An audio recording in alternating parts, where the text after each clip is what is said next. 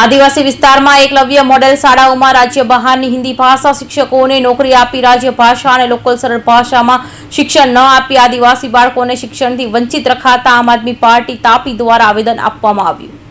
National education society for travel student સંસ્થા દ્વારા અન્ય રાજ્યોમાંથી એકલવ્ય મોડેલ સ્કૂલમાં ભરતી કરેલ શિક્ષકોને ગુજરાતીમાં ભણાવતા કે વાતચીત કરતા પણ આવડતું નથી, જેના કારણે બાળકોના ભણતર પર અસર પડી રહી છે। જે બાબતે મુખ્યમંત્રી શ્રીને આમ આદમી પાર્ટી તાપી જિલ્લા દ્વારા રજૂઆત કરવામાં આવી છે।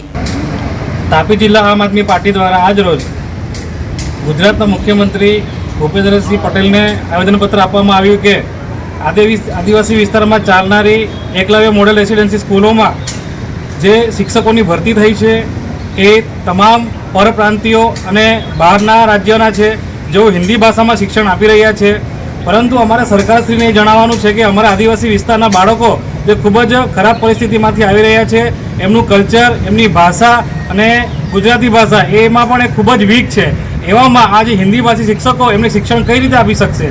જ્યારે ગુજરાતના યુવાઓ બેરોજગાર છે તેમને આ જગ્યાઓએ ફાળવણી કરીને એમને નોકરી આપવાની હોય છે, પરંતુ પરપ્રાંતિ શિક્ષકોને રાખીને ગુજરાત સરકારે અન્યાય કર્યો છે, આદિવાસી વિસ્તાર સાથે અન્યાય કર્યો છે, જેના કારણે આદિવાસી વિસ્તારના બાળકો શિક્ષણથી વંચિત થઈ રહ્યા છે અને ગુજરાતના યુવાઓ બેરોજગાર થઈ રહ્યા છે।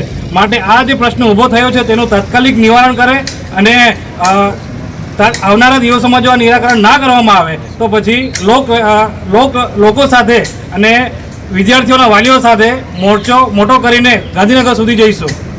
સાદી પઠાણ સાથે મનીષ જ્ઞાનચંદાની હિન્દ ટીવી ન્યૂઝ તાપી।